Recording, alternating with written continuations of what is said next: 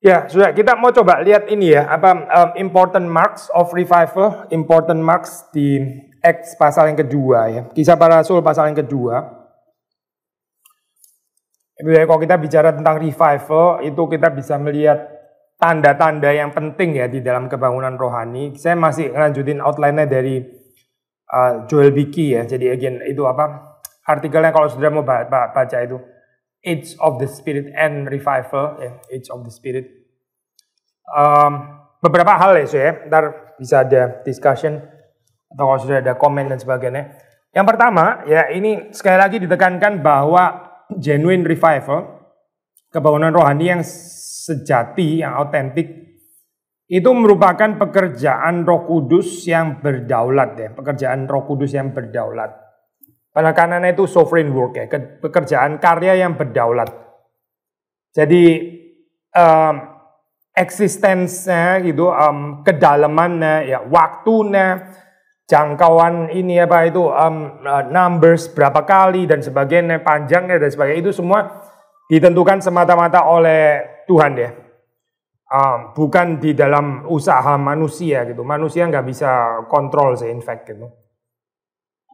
Jadi ini konsisten dengan konsep teologi reform ya. Karena kalau saudara yakin saudara bisa menghadirkan, menciptakan revival itu sebetulnya bentur ya dengan konsep ini loh. Konsep kedaulatan Allah, konsep anugerah Tuhan dan sebagainya itu kan bentur gitu ya. Bahwa kita punya responsibility itu iya pasti gitu kan. Kita memang bukan fatalis ya. Teologi reform kan nggak mengajarkan fatalis. Tapi despite meskipun kita menjalankan bagian kita gitu ya, itu kita nggak bisa mengatakan ini loh, kayak dari Tuhan 70, kita 30 atau apa, bukan itu pandangannya gitu. Tapi ini sepenuhnya pekerjaan Tuhan, ya kita cuma bisa mempersiapkan diri gitu aja.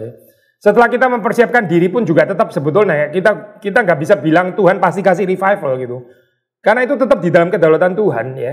Tuhan mau kasih revival, nggak kasih revival itu terserah Tuhan gitu. Saudara kalau lihat di dalam negara-negara tertentu atau bagian tertentu ya, ada yang revival itu dalam beberapa puluh tahun itu bisa terjadi berapa kali gitu. Terus setelah itu nggak ada lebih dari 100-200 tahun gitu ya. Karena itu patternnya kan nggak bisa nggak bisa ditebak gitu. Kita nggak bisa bilang setiap 75 tahun sekali gitu misalnya gitu ya. Itu nggak bisa kayak begitu. Jadi ada yang cuma berapa puluh tahun terjadi beberapa kali cukup intens. Setelah itu stop, benar-benar stop, dan setelah itu 200 tahun nggak pernah ada apa-apa gitu. So again itu waktunya betul-betul tergantung pada Tuhan ya. Ya kita bersyukur kalau di dalam waktu hidup kita Tuhan mengizinkan kita untuk bisa berbagian mencicipi keindahan ini ya, revival itu ya, kita bersyukur. Tapi ya kalaupun enggak ya lalu apa gitu. Ya kita mengerjakan ini setia di dalam mengerjakan sarana-sarana anugerah yang Tuhan percayakan bagi gereja. Mengkhotbahkan firman Tuhan, dia berdoa gitu ya, berdoa syafaat dan sebagainya itu. Nggak ada yang khusus ya, termasuk juga berpuasa tentu saja gitu. Tapi nggak ada kiat khusus yang menyebabkan sampai terus kemudian kalau caranya gini terus bakal jadi revival gitu ya. Itu nggak bisa seperti itu gitu. Karena ini bukan sesuatu yang bisa direncanakan oleh manusia ya. Ini bukan di manufactured sudah tahu ya, ini kayak pabrik gitu ya, pabrik revival atau apa, bukan sudah. Ini betul-betul sepenuhnya di dalam kedaulatan Tuhan ya. Jadi ini penting untuk konsep reform ini penting sekali gitu. So, dengan kata lain, revivals ini pinjam istilahnya Beeke ya, independent of human support or human sympathy. Bebas daripada itu saya. Bebas dari dukungan ini ya, manusia atau simpatinya manusia gitu ya, seolah-olah yang berkontribut untuk revival ya. Kalau pinjam istilahnya pendeta Sifto, meskipun ini konteksnya bukan revival ya, tapi kan sudah tahu kalimat terkenal, no one comes to help to contribute gitu kan ya. Tapi semua orang itu ya belajar menjadi murid ya, to serve, to learn gitu kan ya. So sama di dalam hal ini kita juga bisa terapkan prinsip yang sama tentang revival gitu. No one comes to help gitu. Saudara nggak datang untuk menolong revival, nggak ada itu saya. Saudara juga nggak datang untuk kontribusi terhadap revival, nggak ada itu. Karena kalau kita berpikir seperti itu, selalu ada ntar akhirnya ujung-ujungnya mencuri kemuliaan Tuhan itu. Selalu ada itu nih, selalu. Kalau kita berpikirnya itu kita ada jasa ya, selalu logically speaking ya, itu selalu menyisakan ruang untuk mencuri kemuliaan Tuhan ya. Dan itu sangat logis ya, sangat logis. Ya kan? Karena memang ada jasa kok gitu loh. Ini ada kontribusi saya, jadi boleh dong ini waktu berhasilnya saya colong sedikit meskipun cuma 15%, or perhaps 1,5% kali ya. Tapi tetap memberikan ruang kan. Nah tapi kalau kita percaya bahwa revival itu sepenuhnya adalah bebas dari human support, human contribution, human sympathy, human help dan sebagainya. Ya ini semua kemuliaan boleh kembali kepada Tuhan gitu. Nah, saudara, waktu kita ini ya diberikan Tuhan kesempatan untuk berbagian di dalamnya, kita cuma bisa bersyukur gitu dan mengagumi pekerjaan Tuhan ya. Kenapa Tuhan menghadirkan itu gitu dan bukan hitung-hitungan jasa gitu. So jadi kalau saudara bandingkan dengan ini ya model revival, especially yang sering dikritik ini kan School of Thought-nya Finney, Charles Finney gitu. Itu dengan penekanan ini ya evangelistic campaign ya, itu kan evangelistic campaign itu satu hal saya, itu kita bilang itu juga pekerjaan Tuhan, tapi menyamakan ini dengan revival itu bermasalah saya. Karena revival itu bukan sekedar ribuan orang dengar ini Injil gitu. Itu bukan revival, nggak harus revival. Bisa revival memang, tapi nggak harus revival gitu. Saya lupa ya, saya pernah cerita sama saudara nggak di pertemuan yang pertama ya, waktu ini Berlin Wall itu kolaps ya. Sudah ngomong belum ya saya ini? Billy Graham datang ke Berlin. Belum ya? Billy Graham sudah tahu kan ya, nggak ada yang mempertanyakan dia itu orang dipakai Tuhan atau nggak dipakai Tuhan. I think kita semua clear lah dia orang yang dipakai Tuhan gitu. Dan bahwa ada konfirmasi di dalam pelayanan, semua orang juga clear gitu. Integritasnya juga dijaga sampai terakhir kan ya, sampai dia meninggal dan sebagainya. Itu waktu ini saya, waktu 1989 ya, itu pas saya di Berlin. Berlin Wall kan collapse itu ya. Itu kan momen saya, such a historical moment. Penting sekali ya, itu orang kalau bilang itu zaman modern itu kan 1789, which is ini ya, yang revolusi Prancis itu kan ya, sampai 1989. 1989 itu the collapse of the Berlin Wall, itu adalah paradigma ini ya, model keruntuhan collapse daripada Eastern Bloc kan ya, komunisme. Dengan jatuhnya itu masuklah masa postmodern gitu. Jadi 1789 ke 1989 itu extremely important saya itu tahun itu gitu. Bukan cuma urusan Jerman atau Berlin ya, tapi dianggap sebagai ini ya, hancurnya daripada komunisme disintegrate gitu, nggak bisa bertahan. So itu sangat momen, dan Billy Graham tangkap itu momen itu, dia pergi ke Berlin, dia khotbah di sana gitu. Saya ingat dia itu khotbah di depannya gedung parlemen, gedung parlemen itu jadi sebelahnya Brandenburg Gate. Saudara tahu Brandenburg Gate itu waktu German reunification itu simbolnya itu Brandenburg Gate ya. Jadi orang itu keluar masuk Berlin Barat, Berlin Timur itu di situ gitu. Temboknya itu yang dibuka salah satu entry-nya itu di situ gitu. Jadi ini Brandenburg Gate, di sebelahnya sini itu gedung parlemen Reichstag ya, dan di sini ada square. Nah, si Billy Graham itu khotbah di situ sih. Persis di depannya itu daerah Brandenburg Tor dan Reichstag itu ya. Which is tempatnya itu the best. Itu ada yang dipilih memang di situ harusnya gitu. Dan sudah tahu yang datang berapa orang ya? Sedikit sekali sih yang datang gitu. Jadi saya berdiri di sini gitu ya, terus ntar kira-kira ada 30 meter orang di sana gitu ya, 30 meter lagi di sana dan sebagainya. Sepi sekali saya, sepi. Maksudnya untuk ukuran Billy Graham ya gitu ya. Sampai terakhir setelah selesai ada orang samperin saya ya, dia pikir saya bukan orang percaya, jadi dia berusaha menginjili gitu ya. What is the meaning of life according to you gitu kan? Ya saya jawab believe in Jesus Christ, selesai langsung pembicaraan. Kalau enggak kan lama dia, ntar mengecewakan juga tahu setelah ngomong setengah jam ternyata ini orang Kristen gitu kan. Ya sudah singkat saja gitu. Jadi kamu kok iya saya orang Kristen gitu. Ya dia jadi mau cari orang tuh diinjili juga orang-orang yang datang likely juga orang-orang yang sudah percaya gitu. Seperti saya dan sebagainya gitu. So itu Billy Graham saya. Bukan revival itu. Tapi apakah itu pekerjaan Tuhan? Oh iya, itu pasti pekerjaan Tuhan. Mana kita nggak ngomong itu pekerjaan Tuhan. Ya itu pekerjaan Tuhan lah gitu. Dia ekstra datang ke situ dan momen seperti itu dia tangkap dan sebagainya. Tapi itu bukan revival gitu. Karena revival nggak seperti itu, saya. Revival itu orang itu datang berduyun-duyun. Even sebelum pengkhotbahnya khotbah pun orang itu sudah hatinya itu sudah sudah siap gitu, saya sangat reseptif ya untuk menerima Injil gitu. Itu baru kita bicara tentang revival gitu. So nggak semua ini ya, saya nggak semua momen itu kita bisa call it revival gitu. Patong kan pernah ini ya memperbandingkan yang Petrus khotbah ya, which is revival, dengan Stefanus yang juga dipenuhi Roh Kudus kan ya. Tapi waktu Stefanus khotbah itu jelas bukan revival saya. Nggak ada di dalam revival ada batu-batu melayang kayak gitu tuh nggak ada gitu. Jadi apa ini? Apakah Stefanus kurang sungguh-sungguh atau dia kurang persiapan atau kurang dipakai Tuhan atau apa? Enggak, bukan itu sama sekali saya. Alkitab mencatat dia dipenuhi Roh Kudus. So ini nggak ada yang salah dengan Stefanus gitu. Lalu di mana? Kenapa di situ bukan revival, di sini revival? Jawabannya cuma sederhana. Ya karena Tuhan menghendaki yang ini revival, yang itu tidak. Sudah gitu saja. Gitu. Gak ada hubungannya dengan ini. Apa? Karena Petrus lah lebih rasul senior, kalau Stefanus lebih muda. Yang ini kan apostle, ini cuma deacon lah dan sebagainya. Gak ada urusannya saya dengan itu. Benar-benar gak berurusan dengan itu. Gitu. Urusannya semata-mata ya karena kedaulatan Tuhan. Tuhan mau atau Tuhan gak mau. Sudah begitu saja gitu. Jadi ini kalau kita jelas konsep seperti ini ya, kita beres dari ini apa konsep revivalism yang rather man-made itu loh saya. Man-made yang diusahakan oleh manusia ya, itu mendukakan Tuhan loh. Maksudnya bukan melakukan pekerjaan Tuhan yang mendukakan ya, itu saya enggak. Tapi mengatakan bahwa yang dilakukan terus ini adalah kebangunan rohani gitu ya. Itu mendukakan Tuhan loh sebetulnya gitu. Karena kita kan ini ya, Pak, mengangkat satu image yang enggak ada gitu. Nang enggak Pak Soepon ini gitu. Ya, saudara punya anak, sederhana saja ya, saya. Saudara punya anak nggak juara, saudara bilang juara gitu maksudnya. Ini kan masalah ya kayak gini nih kan. Masalah nggak sih, saya? Gereja kita adalah gereja yang terbaik di seluruh Jakarta Utara. Dasarnya apa ya gitu maksudnya ngomong kalimat ini ya gitu. Saudara ngomong kalimat ini dasarnya apa ya gitu ya? Ada nggak ya dasarnya gitu? Nah ini loh, model-model kayak begini nih kita mesti hati-hati gitu ya. Dan again, historically speaking ini ya di ascribe sih salah satu yang menyebarluaskan ide ini adalah Charles Finney ya, Charles Finney.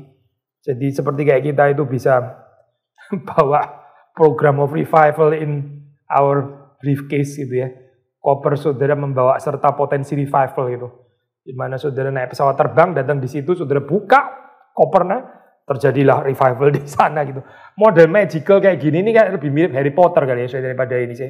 Daripada apa kekristenan yang asli gitu. So, kalau sudah melihat ya model-model ini ya Pak, so-called revival tanda kutip yang sebetulnya bukan revival, yang bukan sepenuhnya bergantung kepada sovereignty Roh Kudus ya, tapi dependent kepada strategi manusia gitu, kepada ini ya usaha manusia, man's devices, misalnya ya saya psychological prayer gitu. Bukan prayer ya saya. Kalau prayer itu ya prayer sih nggak pernah salah ya gitu ya. Ini psychological prayer. Tahu nggak psychological prayer apa sih? Psychological prayer itu doa yang dibuat-buat secara psikologis. Sudah dulu saya waktu kecil itu dari denominasi yang ada psychological prayer itu. Orang bisa menciptakan psychological prayer dengan doa yang teriak-teriak, gebrak-gebrak bangku dan sebagainya, itu bisa gitu. Itu psychological prayer.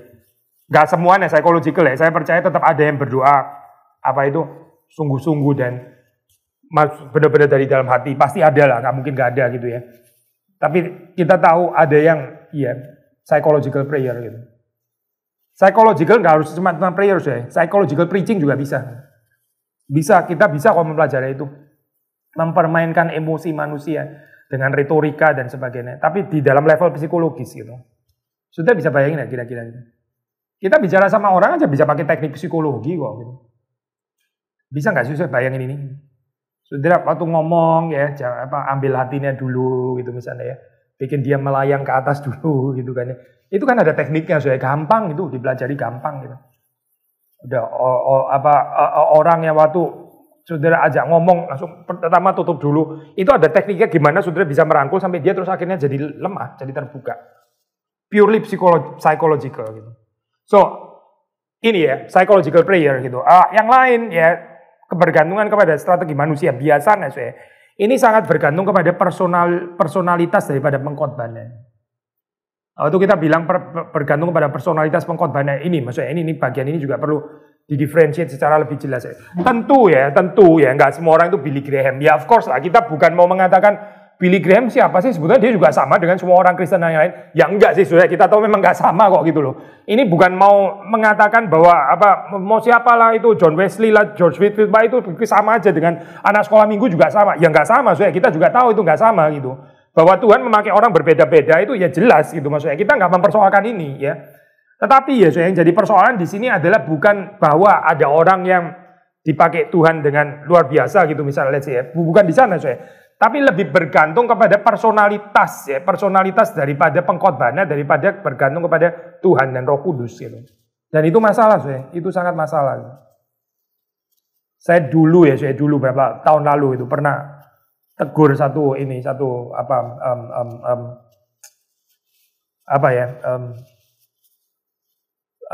rekan hamba Tuhan ya, yang memperkenalkan itu kebaktian penginjilannya Pak Tong ya. Terus dia sharing di mimbar gitu ya. Dia sebut namanya Pak Tong berapa kali gitu ya. So, mungkin ini terakhir kali nih, sudah tahu lah kayak gitu-gitu lah maksudnya. Ini mungkin terakhir kali nggak ada lagi dan sebagainya, Pak Tong satu ada. Setelah turun sampai, kamu tadi sebut namanya Pak Tong kira-kira gitu ya. Mungkin ada 10 kali. Saya nggak dengar one single mention nama Kristus disebut itu. Dia kaget saya. Ini kan ironi ya gitu. Waktu itu judulnya adalah Kristus bagi Indonesia atau apa gitu ya kalau nggak salah. Apa ya waktu itu ya judulnya? Kristus bagi Jakarta atau apa gitu ya. Kira-kira ya. So, ini apa? Itu Pak Tong sendiri mau mengkhotbahkan Kristus. Orang ini mengkhotbahkan Pak Tong. Gimana sih? Aduh. Nangkep nggak sih? Kan ironi gitu maksudnya. Pak Tongnya sendiri mau mempermuliakan Kristus. Lah ini yang diperkenalkan malah Pak Tong. Kenapa nggak memperkenalkan Kristus yang mau diperkenalkan Pak Tong sih? Aduh. Kenapa gitu loh? Kenapa kok kita jadi bergantungnya kepada personality of revivalistnya gitu. Dan konsep kayak begini nih masalah, konsep kayak begini nih masalah gitu. Karena kita akhirnya jadi ya bergantungnya itu kepada manusia, akhirnya nggak bergantung kepada Tuhan gitu. Terus kalau nggak ada personality of the revivalistnya, kita semua jadi minder gitu misalnya ya. Ya akhirnya jadi gini, akhirnya itu saya nggak bisa lah, saya bukan Pak Tong, saya bisa khotbah dan sebagainya, ini bukan itu dan sebagainya. Ya akhirnya gini lah, akhirnya terjadi banding-banding gitu. Masa pekerjaan Tuhan kayak begini sih? Kalau pekerjaan Tuhan kayak begini ya nggak ada yang lanjutin Elia, nggak ada Elisanya, Musa nggak ada Yosuanya gitu ya. Paulus nggak ada Timotius, nggak ada semuanya. Semuanya akan mulai, saya bukan Musa, saya bukan Elia, saya bukan Petrus, saya bukan Paulus gitu ya, saya bukan siapa-siapa. Lah terus gimana dong? Mesti Musa di sana terus umurnya berapa? Masih umur berapa dia gitu? 1500 tahun, vampir kali? Bukanlah. Ya dia ada waktunya, setelah itu selesai gitu. Setelah itu siapa? Ya dilanjutin orang lain. Gak ada yang terlalu penting di sini gitu, di dalam hal ini ya. Tapi yang lebih penting ya ini Tuhan yang bekerja. So hati-hati ya dengan konsep kayak gini ini rentan dengan personality daripada pengkhotbahnya gitu ya. Nyerempet kultus individu actually gitu. Tanpa sadar mungkin ya, tanpa sadar. Lalu terus kemudian sibuk banget dengan ngurusin result. Nah, ini sound familiar gak sih? Sibuk banget dengan urusan result gitu. Persis kayak produksi ini ya, pabrik itu. Kan dihitung semuanya gitu kan ya. Terus habis itu bergantung kepada emotional preaching ya. Again, psychological preaching, emotional preaching ya. Not to mention juga gimmicks, tahu gimmicks nggak sih? Gimmicks yang bergantung kepada ini ya ciri khas tertentu gitulah, either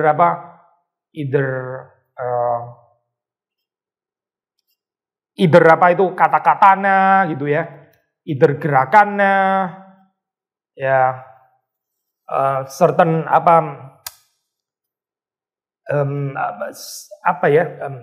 device tertentu yang dipakai untuk bisa menimbulkan orang itu terus kemudian jadi attracted gitu loh, khas banget gitu ya. Ada kayak apa sih istilahnya gitu, semacam jingle-nya gitu ya. Apa? Ya itu misalnya, atau ya gaya atau apa gitu. Macam-macam sih itu bisa ini. Nah, saudara kalau di dalam ini kan dunia politik atau orang waktu mau perang kan ya, memang dipakai kayak gitu-gitu kan ya. Itu mesti di-push ya secara emotionally, orang mau maju perang dan sebagainya, memang perlu kayak gitu. Tapi revival itu bukan itu sih, nggak bisa pakai itu gitu. Karena yang bekerja itu Roh Kudus. Saudara kok baca di dalam X2 ya, karena ini kan kita ngomongin X2 ya. Nggak ada loh, saudara nggak akan menemukan gimmick Petrus. Apa coba ya? Gimmick yang saudara bisa bikin ini khas gitu ya. Ini khas khotbah Pentakosta kayak begini gitu. Apa ya coba ya? Apa sih? Kita bisa lihat patternnya, tapi itu jelas bukan masuk kategori gimmick lah, saya bukan gitu. Yang pertama, yang kedua, authentic atau genuine revival ya, itu seringkali kalau nggak mau dibilang selalu ya, itu didahului dengan doa. So doa ini penting gitu, doa. Doa ini bukan untuk ditaruh di dalam posisi kontributif tadi ya, saya bukan itu. Tapi kalau Tuhan mau menghadirkan revival, dia seringkali menggerakkan 1, 2, beberapa orang untuk bertekun mendoakan itu di dalam doa. So ini penting sekali. Gitu. Di New York, sudah tahu New York ya, itu apa? New York tahun 1857 ya, ada revival di sana gitu. 1857 sih, definitely bukan sekarang, maksudnya sudah berbeda sekali gitu ya. Tapi juga tetap New York gitu loh, saya 1857 ya, tetap New York ya. So, biasanya disebut sebagai the Third Great Awakening. Itu movement ini saya mulai dengan 6 orang yang berdoa, cuma 6 orang saya. Persekutuan doa kita lebih banyak ya saya orangnya gitu. Itu sedikit menghibur tapi mungkin juga warning gitu ya. 6 orang ya. Setelah 6 orang itu kemudian di dalam tahun yang berikutnya ada kira-kira pertobatan 50.000 orang. Cuma dalam waktu 1 tahun, saya.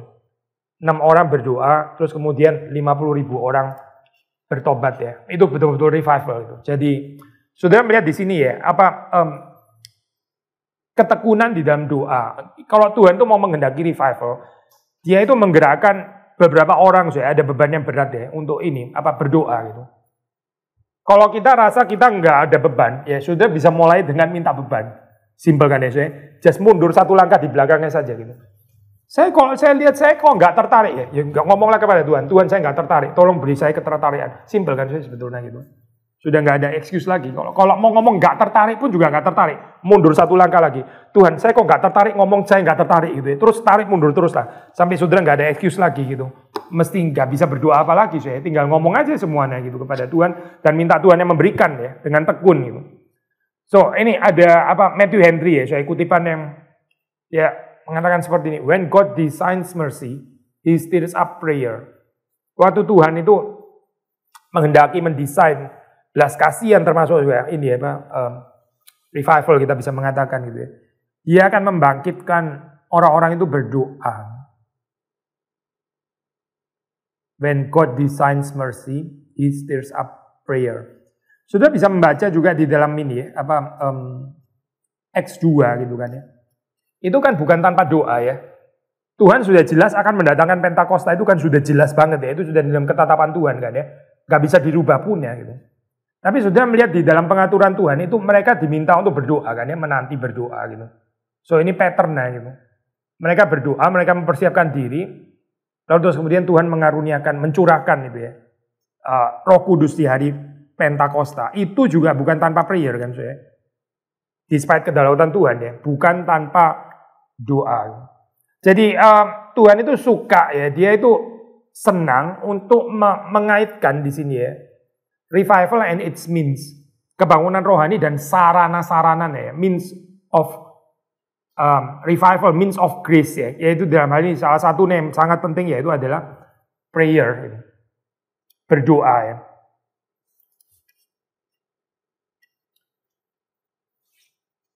Yang ketiga, nah ini poin juga penting ya saya. Yang ketiga, revival itu seringkali ya, biasanya itu bermula di gereja saya. Bukan di partai politik ya saya, bukan gitu. Bukan di tempat pelacuran, bukan di kasino itu maksudnya, bukan di tempat-tempat kemaksiatan gitu ya. Tapi di gereja saya. Kadang kita ngomong kalimat ini seperti kayak agak sungkan gitu ya. Karena kita mungkin gereja kan bukan tempat kemaksiatan gitu ya. Ya memang sih nggak tepat, kok kayaknya rendah banget gitu ya. Mengatakan gereja tempat kemaksiatan kok kayaknya gimana gitu aja. Tetapi yang perlu di-revive itu adalah gereja. Yang perlu dimurnikan itu adalah gereja. Hati-hati dengan berpikir ya, revival kebangunan rohani itu adalah untuk orang-orang di luar sana. Gitu. Konsep kayak gini nih sebetulnya ada self-righteousness ya. Saya sudah nggak perlu dibangkitkan, ya. Saya sudah nggak perlu disegarkan, ya. Saya nggak perlu pertobatan. Yang perlu itu orang di luar gereja gitu. Yang perlu itu tempat-tempat kemaksiatan. Saudara yakin ya, saudara nggak perlu gitu. Kadang-kadang kita di dalam pergumulan ini ya, saya pergumulan keluarga pun juga bisa kayak begini saya. Kita selalu pikir pasangan yang lebih perlu bertobat gitu ya, atau anak yang lebih perlu bertobat, atau orang tua atau apa gitu ya. Mungkin yang paling perlu bertobat saudara dan saya. Kenapa ya? Ini ya Pak, mentalitas selalu lihat orang lain yang perlu bertobat ini saya. Ini masalah banget saya kayak begini nih. Spiritualitas yang sangat bermasalah gitu. Dan ini kalau di dalam revival saya kita memikirkan seperti ini ya, juga ada masalah. Karena gini saya, yang perlu di reawaken itu juga adalah orang-orang percaya itu dibikin mengatakan ini ya Pak, orang-orang Kristen yang sudah lahir baru. Yang sudah lahir baru saya perlu di revive, perlu di reawaken. Saya ini apa saya mempelajari ini spiritual awakening dari perspektif dogmatik, sistematik, teologis ya saya agak susah ya saya ketemu tokohnya. Salah satu yang tulis apparently adalah Karl Barth gitu, Karl Barth yang dianggap kurang ini ya konservatif oleh banyak orang reform gitu. Tapi di dalam tulisannya tentang spiritual awakening ada banyak konsep yang indah ya, sebetulnya di dalamnya. Ya di situ dia juga mengatakan ini ya saya, jangan pikir yang perlu di awaken ya. Yang tertidur itu adalah orang-orang yang belum lahir baru gitu. Orang ada such thing seperti yang disebut sleeping Christianity itu ada gitu. Itu real saya. Christianity and yet sleeping gitu. Seperti kayak oksimoron kayaknya, Christianity kok sleeping gitu. Kekristenan kok sleeping, gak cocok banget kan dua istilah itu sebetulnya. Tapi ini benar-benar bisa jadi realitas ya. Di dalam zamannya Karl Barth sendiri dia mengalami dengan kehidupannya ya, bagaimana orang-orang Kristen di Jerman indeed sleeping waktu di dalam zamannya Hitler gitu. Gak berani memberikan teguran yang profetik ya. Kayak sekarang ini di Rusia. Ini juga kind of sleeping ini apa? Gereja ortodoks ya. Gak berani memberikan teguran. Selalu ada pencobaan kayak begini saya di dalam gereja gitu. Bedanya Luther sama yang lain itu apa saya? Bedanya adalah Luther tahu di dalam gereja itu ada kekurangan, ada kerusakan, dan dia ngomong saya, dan dia ngomong. Yang lain ya mungkin play safe gitu. Yang lain juga mengamankan posisi. Sudahlah jangan ngomong, ini gereja kita sendiri. Jangan bicara gitu. Kita ntar kena pecat atau apa gitu ya. Ya ini bedanya gitu. Kehidupan yang berani tegur ya, termasuk gereja, termasuk orang-orang yang sudah lahir baru, atau kita selalu tegur yang di luar gitu. Yang juga nggak datang di kebaktian kita, yang nggak dengerin kita gitu ya. Sudah kalau saya khotbah misalnya ya, khotbah Saban Minggu saya tegur-tegur Putin, memang Putin dengerin channel YouTube saya tuh gimana ya? Putin itu search gitu ya, YouTube channel Gary Kelapa Gading gitu maksudnya. Sampai terus kemudian kita mesti mengkoreksi Putin gitu maksudnya. Atau siapa ya? Ini loh ada yang aneh, sekarang ini ada yang aneh. Saya. Orang yang membicarakan kritik orang yang nggak dengar kita gitu. Ini kan aneh kan kayak gini sebetulnya. Oh ini apa ya sebetulnya? Saudara ini ilustrasinya ya. Ada orang apa itu di apa kelas atau kayak PA gini ya. Misalnya saya ini ya, marah-marah gitu ya. Kenapa yang datang PA sedikit gitu ya? Saya marah-marah. Lah saudara kan orang yang datang gitu loh. Nah coba sih. Lah orang yang nggak datang malah nggak dengar gitu. Jadi harusnya ngomong gimana sebenarnya gitu ya. Orang terlambat, biasa terlambat itu buru-buru ngamuk-ngamuk tentang keterlambatan. Yang dengerin nggak terlambat masalahnya gitu. Jadi ini ngomong audiensnya itu siapa sih sebetulnya gitu, yang tepat itu siapa gitu loh. Kok ngomong pada audiens yang salah gitu loh. Atau lagi curhat gitu ya, curhat ya oke sih ini curhat. Tapi kan khotbah kan bukan tempatnya curhat deh ya. Khotbah itu bukan tempatnya curhat loh. Khotbah itu menyampaikan apa yang Tuhan titipkan, diberitahukan kepada jemaat yang hadir maksudnya, jemaat yang dengar gitu. Bukan jemaat yang nggak dengar, itu urusan gereja sana. Gitu. Yang mesti tegur Putin ya itu pendeta di apa ini Rusia lah gitu maksudnya, bukan kita. Kadang-kadang mention sedikit ya boleh. Tapi sekali lagi saya, poin yang saya mau ngomong adalah ini saya, ada bahaya waktu orang itu berpikir revival, Injil itu selalu untuk yang di luar sana, bukan untuk gereja. Padahal saya kalau kita baca di sepanjang sejarah itu Tuhan waktu melakukan reawakening ya, reawakening itu yang dibangkitkan adalah gereja saya. Gereja. Dari gereja terus baru ntar kita bicara tentang dunia politik, tempat pelacuran lah, perjudian dan sebagainya. Ya itu bisa ada impact ke sana betul gitu. Di dalam revival di satu kota terus kemudian kriminalitas bisa turun. Betul sih, ada impact ke sana, impact sosial ya. Tapi yang dibangkitkan terlebih dahulu oleh Tuhan, ya gereja gitu. Pasti gereja dong, orang itu adalah umatnya. Lah kalau Tuhan membangkitkan orang-orang di tempat pelacuran, dibangkitkan terus gereja sendiri gak bangkit lah, ya lucu. Gimana itu maksudnya ya? Kalau gereja sendiri terus gak mengalami kebangunan, yang mengalami kebangunan malah orang-orang di luar. Loh, di situ terus mereka mesti kemana gitu? Atau mereka bangun gereja di sana gitu? Gak bisa ditempatkan di gereja. Oh, gereja sendiri gak mengalami kebangunan soalnya gitu. Kan kacau balau. Ini sebetulnya sederhana sekali ya ini prinsip seperti ini. So, hati-hati ya. Karena kita orang percaya kadang-kadang itu kita prone deh, kita sering berpikir untuk orang lain gitu loh, orang lain. Nah, di dalam konteks tertentu tentu berpikir untuk orang lain itu baik gitu ya. Maksudnya dalam pengertian nggak selfish, nggak egois dan sebagainya. Kita memikirkan orang lain, tapi kita nggak bicara memikirkan orang lain di dalam pengertian ini kan, saya bukan.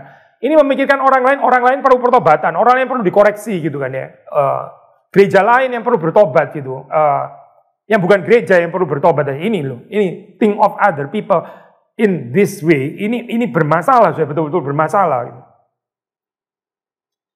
Karena kita akan nggak sadar bahwa kita ini kurang menyala-nyala untuk Tuhan ya. Bahwa sebagian jemaat itu hidup itu adem ayem ya, lukewarm, suam-suam kuku ya, menjalani kehidupan yang seperti kayak menuju kepada kemurtatan sebetulnya gitu. Dan nggak ada pertobatan dan itu semua nggak direcognize ya. Yang direcognize semua orang-orang berdosa yang di luar sana, yang judi, yang pelacuran dan sebagainya gitu. Seperti kayak di gereja nggak ada kelemahan gitu. Lalu bagaimana dengan orang-orang yang nggak dipenuhi ya, kita saudara dan saya yang nggak dipenuhi dengan cinta yang dalam, yang menyala-nyala kepada Tuhan dan kepada sesama gitu.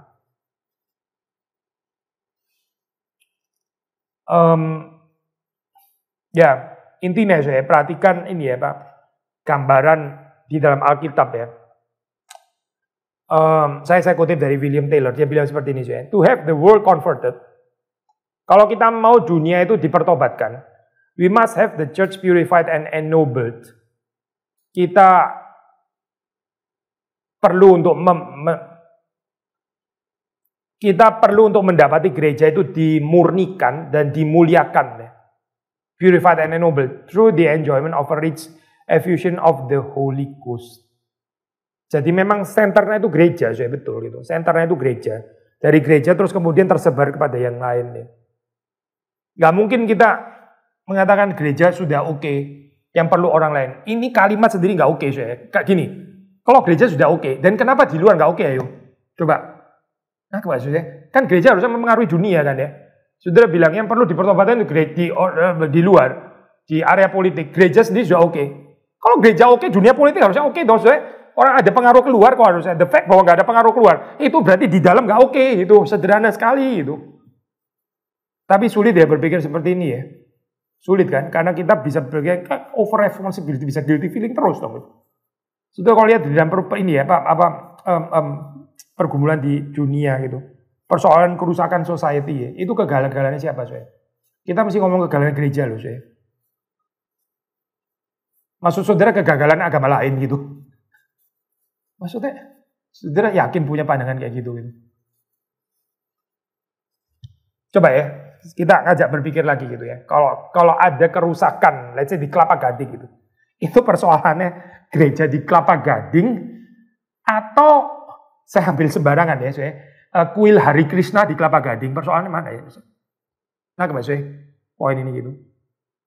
Seharusnya siapa ya yang lebih bisa mengubah itu ya? Harusnya siapa ya yang lebih diharapkan untuk mengubah itu siapa coba gitu? Kuil atau gereja ya sebetulnya, atau orang di dalam gereja gitu. So, waktu kita melihat ini ya ada political political polarization ya, kayak di Amerika itu. Polarisasi politik sampai kayak gitu. Ini persoalan di mana sih saya? Gereja ini persoalan gereja ini. Gerejanya sendiri juga menciptakan polarisasi sampai nggak bisa membendung masyarakat jadi polarisasi kayak begitu. Gereja sendiri dipengaruhi sama ini sama polarisasi politik gitu. Jadi gimana saya mau mengharapkan seperti ini? Makanya saya kita bisa bicara banyak contoh lah, banyak sekali contoh ya. Tapi persoalan itu kita mesti melihat di dalam gereja persoalannya gitu. Ini bukan mau ini ya menaburkan kayak teror, guilty feeling dan sebagainya. Bukan, ini just bicara fakta kok, saya bicara fakta. Waktu saudara melihat satu society itu diubahkan melalui gereja. Saudara boleh baca di dalam sepanjang sejarah. Gitu. Diubahkan itu melalui gereja. Gitu. Bukan melalui common grace, tanpa gereja campur tangan gitu misalnya. Ya common grace one thing, kita percaya Tuhan bisa melakukan itu. Tapi Tuhan lebih tertarik untuk melakukannya melalui gereja. Gitu. Bisa nggak Tuhan mempengaruhi satu society melalui common grace sampai Ya bisa, pasti dia bisa. Ada satu negara yang lebih lebih nggak setuju perjudian daripada yang lain, mungkin saja kayak begitu. Gitu. Tapi pengaruh seperti ini lebih diharapkan dari siapa sih? Dari orang Kristen sebetulnya gitu. Tuhan bisa bekerja tanpa orang itu. Ya bisa, pasti dia bisa, dia Tuhan kok. Tapi adalah kehendak Tuhan kok bekerja itu melalui orang Kristen gitu loh. So, ini makanya ini semua connected. Jadi kita bicara revival itu gereja sudah dibangunkan. Gitu. Kalau kita mesti peka ya, terus-menerus kritis terhadap keduniawian di dalam gereja. Keduniawian di dalam kehidupan pemimpin-pemimpin gereja, pelayan-pelayan gereja dan sebagainya. Itu kita harus sangat kritis, harus. Kritis terhadap diri sendiri ya. Kalau kita nggak kritis bagian ini ya, terus kita kritisnya kepada yang di luar. Aduh hopeless lah kayak begini. Sudah nggak ada perubahan, makin lama juga makin self-righteous, makin sombong dan sebagainya. Nggak cocok sama ini, sama ini konsep di Alkitab. Personal revival ya, itu juga penting. Tadi kan kita revival of the church ya. Revival of every single Christian itu penting ini. Konsepnya sama ya, ini ya Bang. Kita ini perlu di-revive. Kenapa? Ya karena itu banyak orang Kristen, ini pinjam istilahnya Biki ya, live on a substandard level. Menghidupi kehidupan level substandard, tahu substandard, di bawah standar gitu. Saya pernah khotbah ya, kalau sudah masih ingat ya, kita ini kadang-kadang ya, kita melihat orang-orang yang sangat mencintai Tuhan sebagai spiritual giants gitu. Mereka kayak orang-orang yang luar biasa. Karena kita menempatkan diri kita itu normal. Normal Christianity itu kayak gini gitu. Kalau mereka yang habis-habisan tuh Tuhan, wah ini spiritual hero, spiritual giants gitu ya. Orang-orang luar biasa. Ya. Kita balik sedikit ya, mereka mungkin yang normal gitu. Kita yang cacat gitu. Lain kan ya view-nya ini. Ini yang biasa kayak gini. Yang normal tuh kayak gitu. Yang habis-habisan tuh yang normal.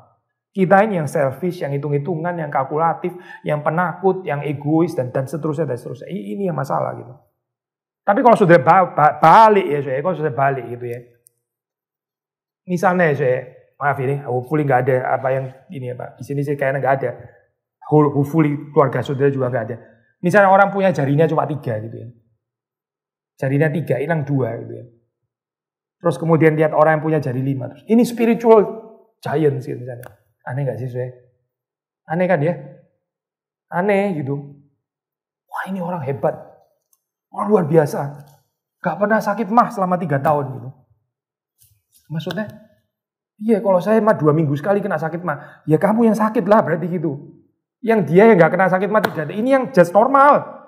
Kok lu bilang dia yang spiritual giant, spiritual health, health giant di dalam health gitu. Bukan giant di dalam health. Ini yang normal, biasa-biasa saja. Gak seharusnya kena mah selama 3 tahun gitu.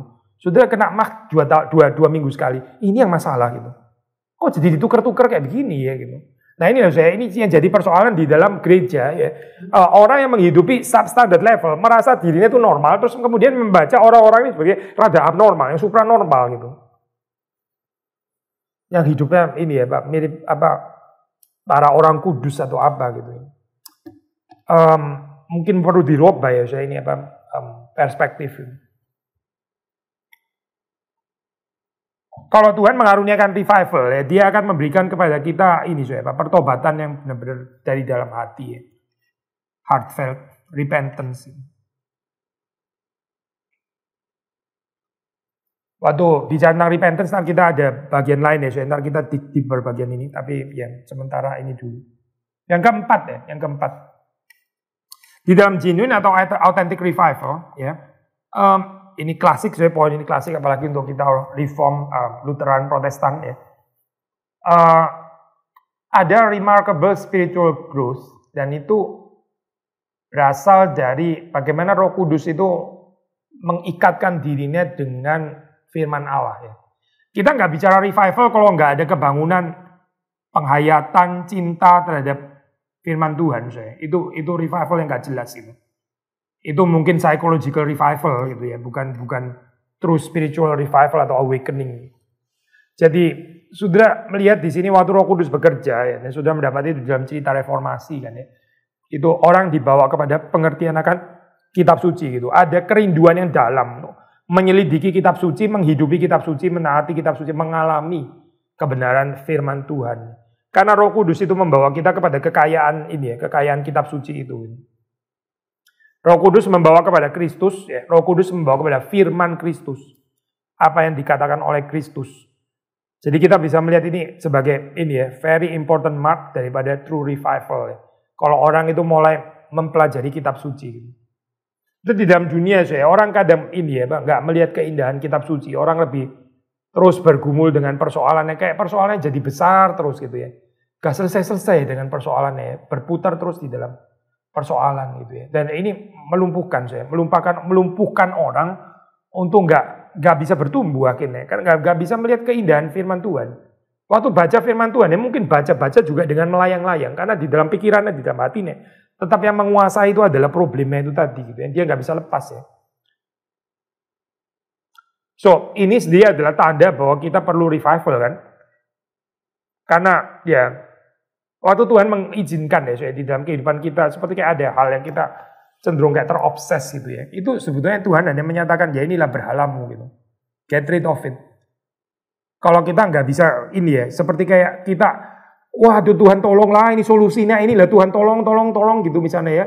Solusinya buat diberesin itu bagian ini, karena sengsara sekali kok.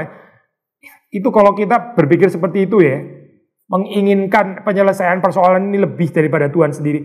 Yaitu Tuhan simply menyingkapnya, yaitu berhala gitu. Berhala yang kita mesti kenalin dan berhala yang kita mesti overcome kan ya. Bukan meminta Tuhan untuk terus memaksa ini menyelesaikan persoalan ini gitu, apapun pergumulannya ya. Karena kalau Tuhan memberikan itulah berarti kan dia mengonfirmasi berhalanya kita loh berarti sudah. Gimana sih? Terus kita bertumbuhnya bagaimana ya? Di dalam hal ini gitu. Sekali lagi ya saya, Tuhan membawa kita itu kepada kelimpahan firman Tuhan.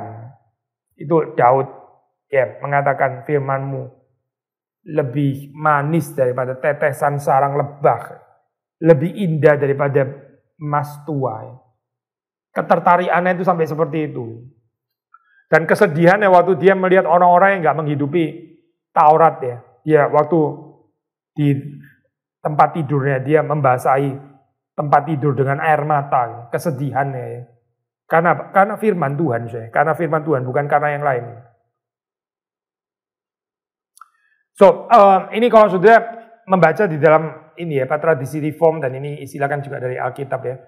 Itu ada istilah yang disebut the whole counsel of God ya, the whole counsel of God. Semuanya ya, bukan cuma ayat-ayat favorit ya, bukan gitu. Saudara kalau membaca di dalam khotbahnya Petrus ya, itu dia mengkhotbahkan itu ya ini Pak, komplit ya saya. Ini bukan gambaran Injil yang di-courting ya saya. Kita sudah sering bicara di sini ya, dua saja ya, dua aspek ya. Preaching of the law, preaching of the gospel. Ini dua-duanya harus ada ya saya. Gak bisa kita cuma ada preaching of the law without preaching of the gospel, atau preaching of the gospel yang gak ada preaching of the law. Janji Tuhan ya, janji anugerah Tuhan itu bukan tanpa perintah ya. Terus kemudian perintah itu bukan tanpa janji, bukan tanpa pengampunan, bukan tanpa penerimaan. Ini ya saya, saudara melihat itu gereja itu bisa ketarik ke salah satunya ya saya. Kita nggak kebal ya saya, kita nggak kebal. Saudara bisa mendengar khotbah yang terus bicara tentang anugerah, cinta kasih Tuhan. Ya. Tapi saudara hampir nggak pernah dengar tentang kehendaknya Tuhan itu sebetulnya apa sih gitu. Tuhan itu mau apa sih dengan kehidupan kita? Gitu. Yang ada adalah Tuhan selalu untuk kita gitu. Saudara mendengar khotbah-khotbah seperti itu bisa sangat terhibur, saya setuju gitu. Tapi terus kemudian nggak mendorong kita untuk lebih mencintai Tuhan gitu. Dan lacking teguran dosa gitu, nggak ada, hampir nggak ada teguran dosa saya. Yang ada adalah saudara dihibur terus gitu ya. Dimotivasi ya. Menyejukkan sih, saya setuju menyejukkan memang gitu. Tapi bagaimana ya dengan perintah Tuhan gitu? Bagaimana dengan undangan pertobatan? Ini orang ya di dalam kehidupannya yang terus mau dimengerti ya, tapi nggak bisa terima teguran ya. Itu orang yang nggak akan bertumbuh. Sekali lagi ya, saya. Orang yang di dalam kehidupannya terus mau dimengerti, dan dia nggak bisa menerima teguran, itu orang yang nggak bisa bertumbuh. Pasti nggak bertumbuh. Yang membedakan childish, ya, anak kecil dengan orang dewasa itu seharusnya bisa terima teguran. Makanya kita bilang ya, orang yang sudah dewasa tapi nggak bisa dikritik, itu childish namanya. Betul nggak sih, saya? Orang kalau sudah ada umur ya, tapi waktu dikritik itu dia nggak bisa terima, ya kita bilang ini orang childish berarti gitu. Karena nggak bisa terima gitu maksudnya dia. Jadi ya, bagaimana saya? Mesti dipuji terus, mesti dibenarkan terus, kan dia nggak bertumbuh ya kehidupan kayak begini gitu. So, ini tadi ya, kita bilang satu ini ya, yang model ini ya, pemberitaan anugerah tanda kutip, tapi nggak ada perintah. Nah, di sisi yang lain ya, hati-hati dengan ajakan untuk terus-menerus ini ya, mencintai Tuhan, bekerja bagi Tuhan ya, melayani Tuhan, ya, perhaps juga even memberitakan Injil atau apa. Tapi saudara jarang dengar kalimat yang Tuhan itu mengerjakan pekerjaannya untuk saudara gitu. Hampir nggak ada bagian ini, saudara. Yang ada adalah saudara didorong terus bagaimana bekerja bagi Tuhan. Saudara hampir nggak dengar kalimat pekerjaan Tuhan bagi saudara, hampir nggak ada gitu. Ini prone ya, ini borderline ke bidat legalisme loh, saya ini kayak begini ini. Bidat legalisme, nggak ada anugerahnya gitu. Nggak ada pembicaraan tentang cinta kasih Tuhan, nggak ada. Yang ada adalah saudara terus menerus didorong terus bagaimana habis-habisan terbakar untuk Tuhan, ya. Tapi yang Tuhan kerjakan bagi kita hampir nggak pernah dibilang apa gitu. Simply di-assume saudara sudah ngerti. Nggak bisa di-assume saudara, harus diberitakan itu. Bagaimana bisa pakai istilah simply di-assume itu gimana ceritanya gitu. Kalau kita bilang simply di-assume, ya sudah perjamuan kudus simply di-assume, baptisan simply di-assume, mungkin baca firman Tuhan juga simply di-assume. Bukan simply di-assume, itu harus diberitakan, itu harus ada. Nggak bisa simply di-assume, nggak bisa itu. So, the whole counsel of God ya, banyak sih ini ya, banyak gitu. Jadi ada panggilan untuk beriman ya, menerima anugerah Tuhan. Ada panggilan untuk bertobat. Jangan bicara salib tanpa kebangkitan ya, atau kebangkitan tanpa salib. Atau bicara tentang ini forgiveness of sin ya, pengampunan dosa tanpa hidup kudus misalnya ya. Ini shortage ya, saya ini di-courting itu. Atau menantang orang untuk percaya tapi nggak perlu bertobat ya. Saya pernah dengar ini saya dengan telinga saya sendiri, bukan dari gereja kita ya by the way ini gitu. Tapi dari ini orang dari gereja lain sampai menantang orang percaya. Ya sudahlah, kalau lu masih belum bisa bertobat ya nggak apa-apa, pokoknya percaya dulu, ntar lihat kan akhirnya setelah kamu percaya terima Tuhan nanti kan kamu akan ya mungkin kayaknya juga akan bertobat gitu. Ini bukan Injil, saya bukan itu. Ngawur banget saya Injil kayak begini ini. Saudara anggap ya kira-kira ya. Saya masih belum orang baik, saya masih banyak dosa dan sebagainya. Saya belum mau enggak apa-apa, lu belum bisa bertobat enggak apa-apa, datang dulu aja kepada Yesus Kristus. Enggak ada itu saya, khotbah itu enggak ada di dalam Alkitab. Datang kepada Yesus nggak perlu pertobatan, pokoknya datang dulu ntar bertobat belakang. Nggak pernah ada, nggak pernah ada dalam Alkitab. Itu Injil palsu sebetulnya gitu. Dia akan mengerti Yesus yang seperti apa ya. Ntar kalau ternyata dia benar-benar dia pikir kekristenan seperti itu, dia benar-benar datang kepada Yesus Kristus itu. Dia akan mengerti Injil itu apa ya ntar di dalam gambaran kayak begini gitu.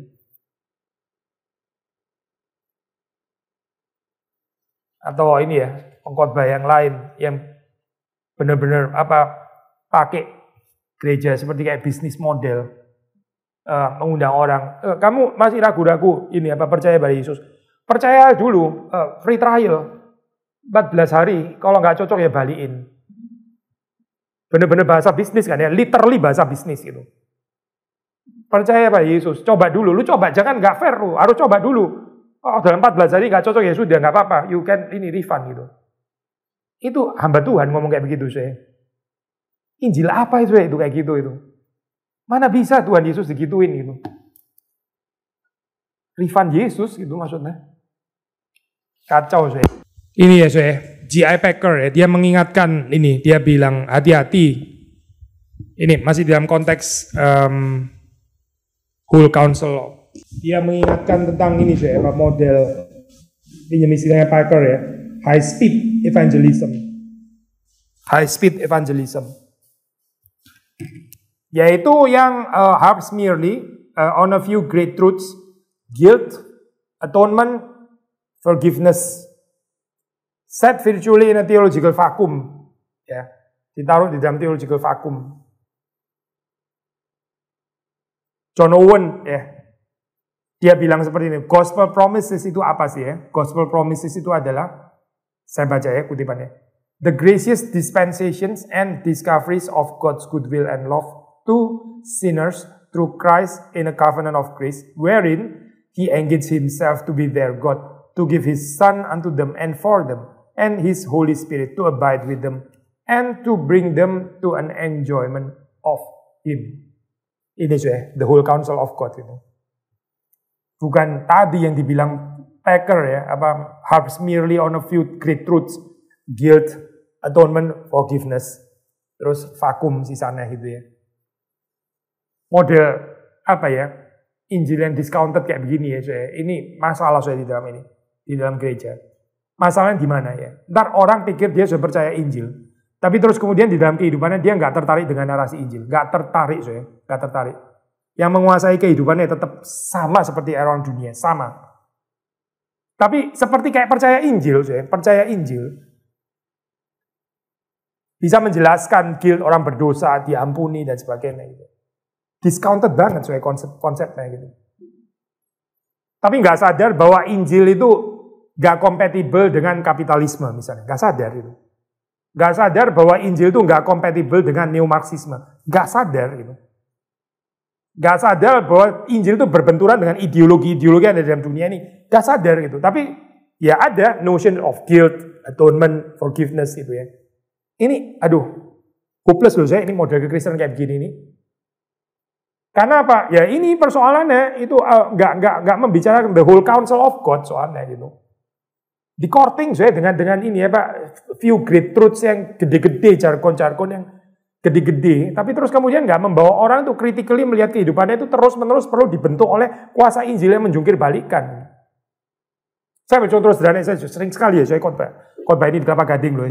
Ini apa partiality saya, orang yang memandang muka gitu. Ini kan nggak kompatibel ya sama sekali dengan Injil ya.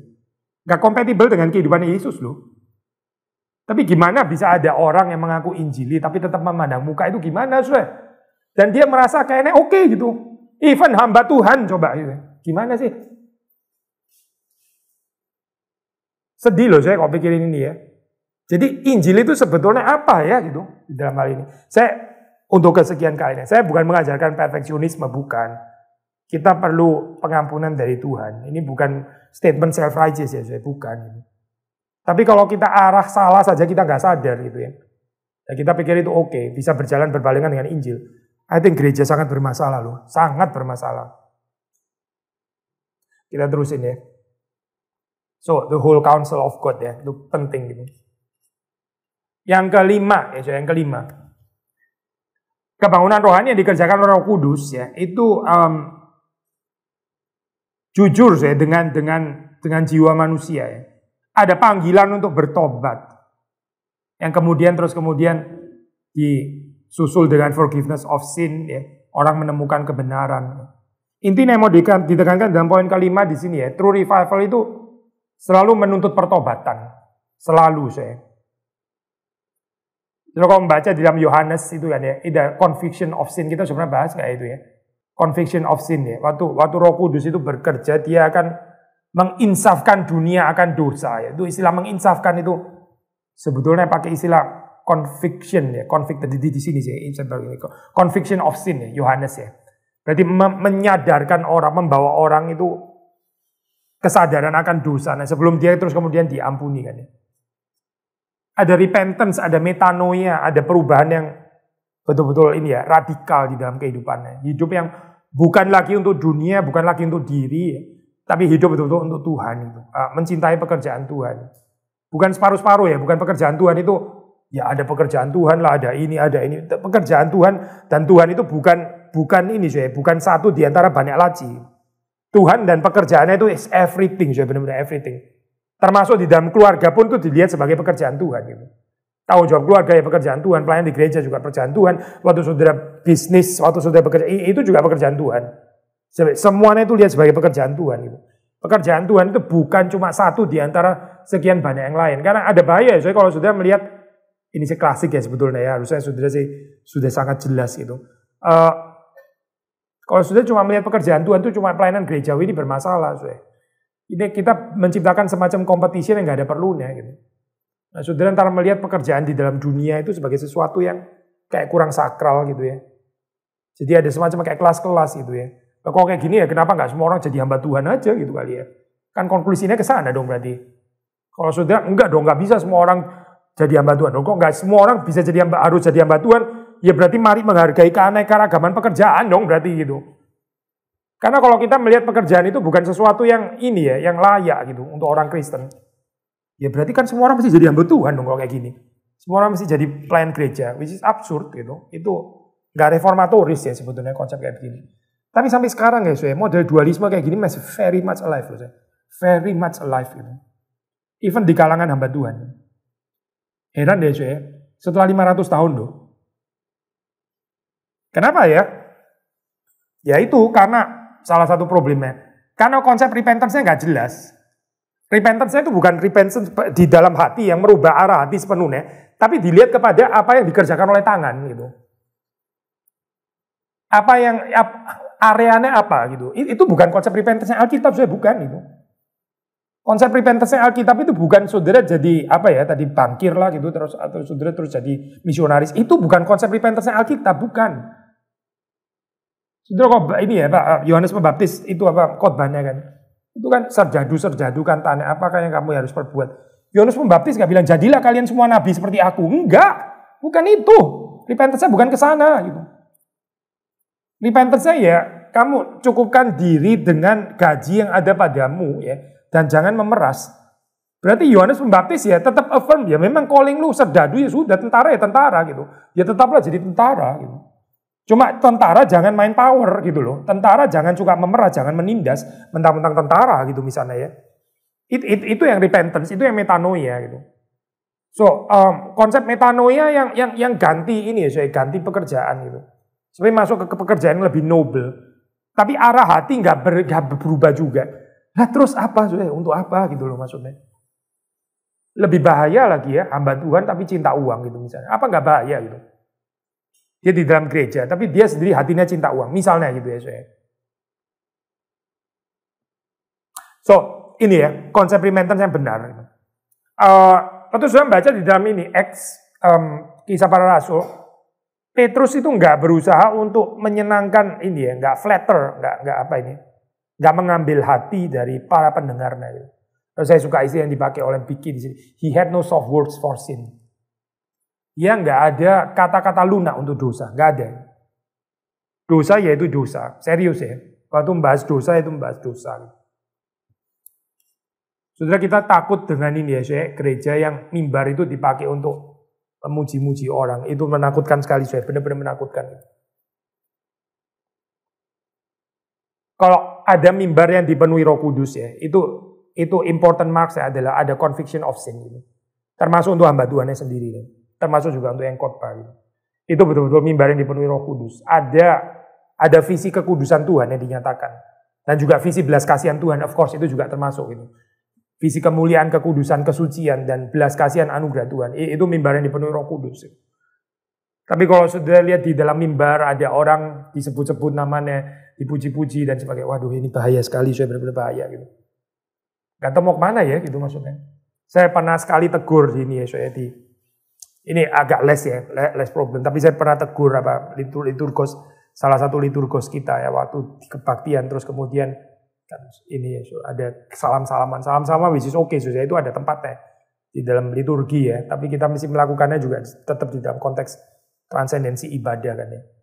Terus kemudian dikatakan salam-salaman, ya coba ngobrol sebentar, tanya keadaannya bagaimana. Kalau perlu tanya nomor telepon, ini ibadah atau lagi potluck apa ini namanya makan-makan bareng atau apa ya ini maksudnya gitu. Nah, Pak siswa, persoalannya di mana gitu. Kehilangan aspek transendental di situ langsung berhenti ibadahnya gitu. Dan saudara, ayo silakan ngobrol-ngobrol dulu, tanya kabarmu bagaimana. Itu bukan di ibadah, tempatnya bukan di dalam ibadah. Ibadah adalah saudara audiensi di hadapan Allah yang Maha Kudus. Saudara nggak pada tempatnya ngecuekin Allah dengan ngobrol-ngobrol. Tanya kemarin kamu makan apa, rawonnya di mana yang enak dan sebagainya, pakai kerupuk enggak gitu dan sebagainya. Ini bukan untuk ibadah, bukan di ibadah. Saudara bisa tanya-tanya itu di tempat yang lain, bukan di ibadah tempatnya gitu.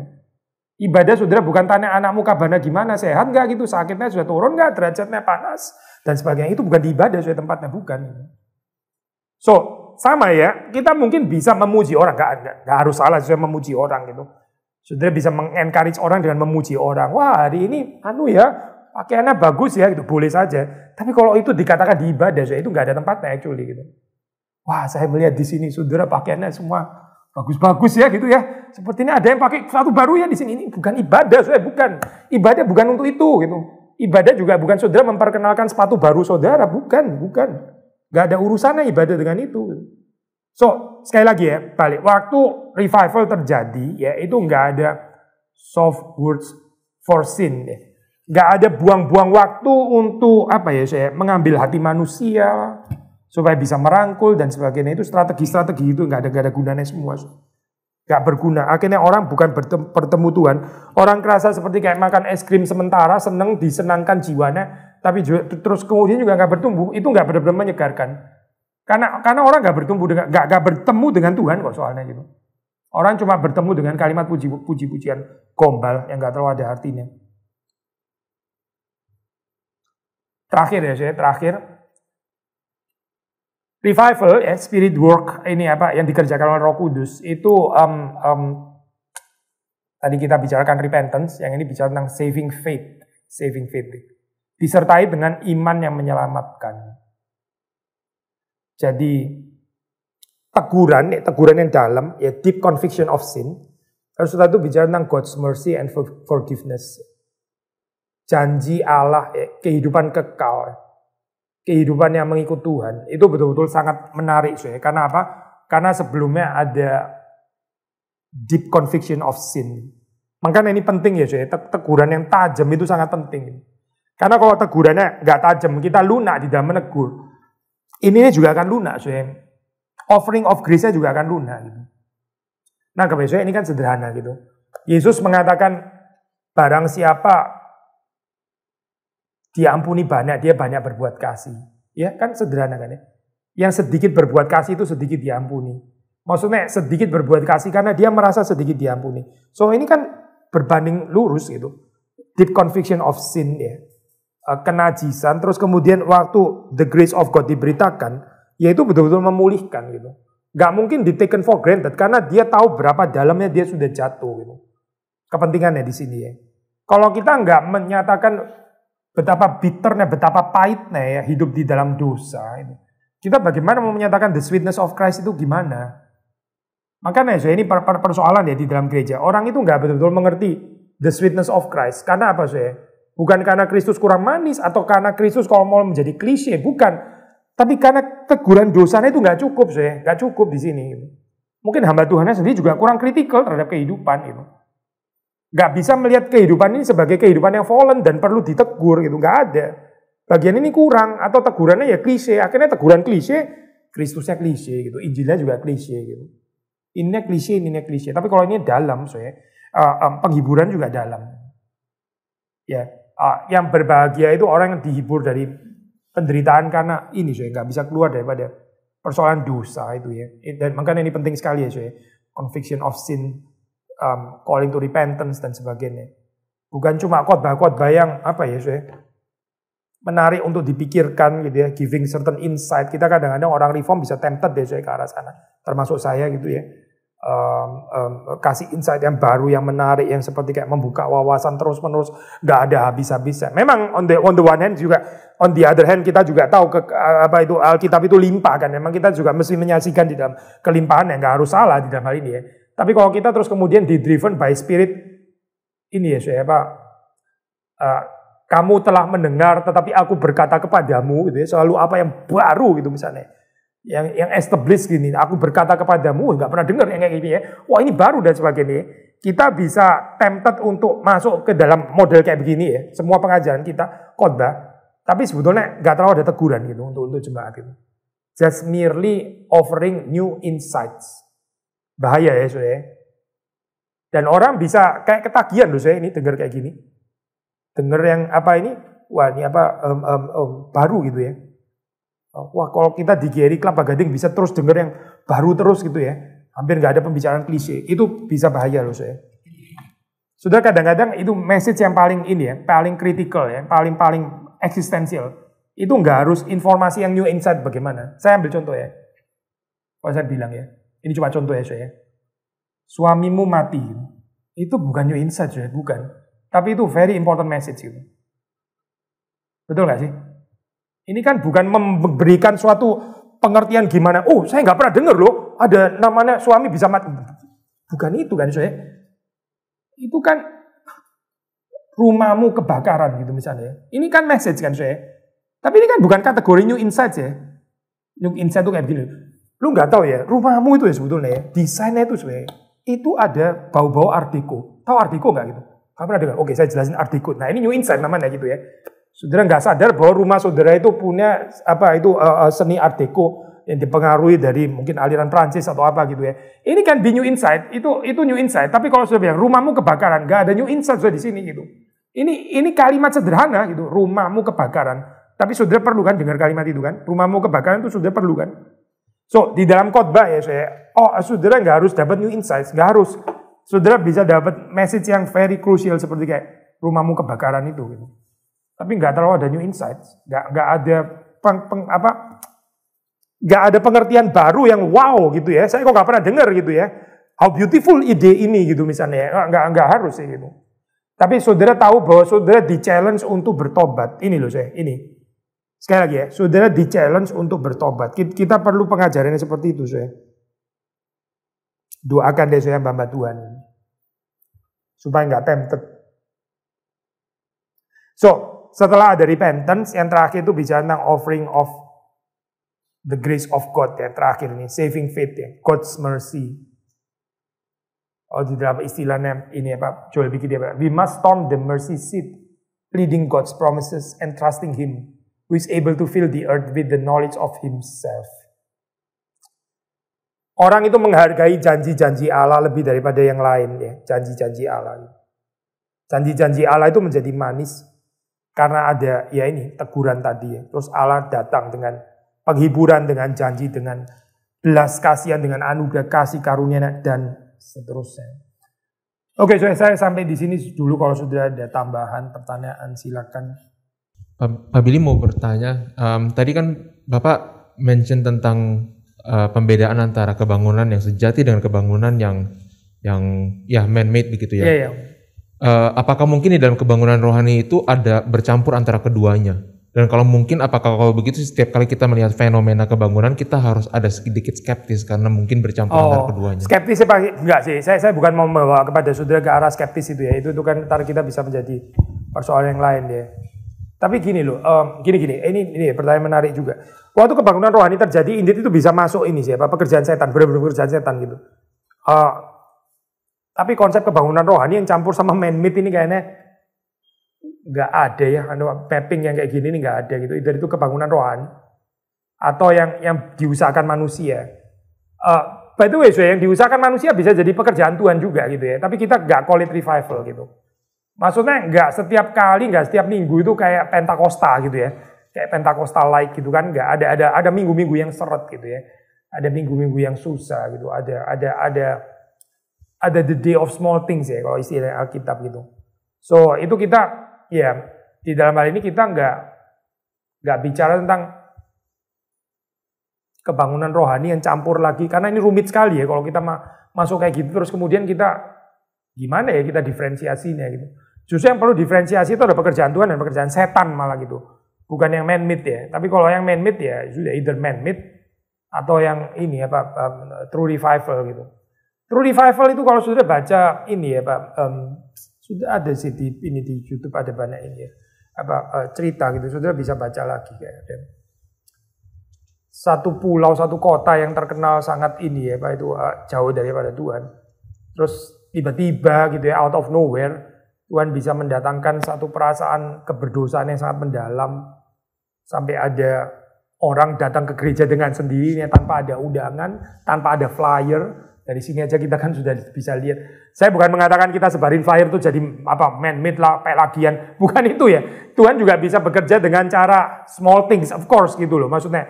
Tapi kalau true revival itu nggak ada saya. Itu flyer-flyeran lah, terus kemudian publikasi. Itu nggak perlu sama sekali gitu. Dan ini perhaps agak sensitif, calling juga nggak perlu gitu. Sudah baca di dalam ceritanya Jonathan Edwards, nggak ada calling-callingan gitu. Orang nggak perlu di-calling. Tapi sekarang kan ya calling mesti sampai beberapa kali. Masih ada yang nggak jelas, masih mengeraskan, mesti dipanggil lagi. Saya bukan mengatakan ini purely man-made, bukan itu ya. Again, Tuhan bisa bekerja small things, ordinary, tapi you don't call it revival, karena itu bukan revival gitu. Itu saja gitu. Kalau kita bilang pokoknya yang datang 1000 ke atas revival, ini masalah, soal konsep kayak gini masalah.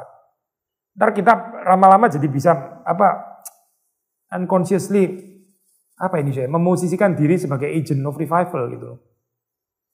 Either pribadi atau gereja.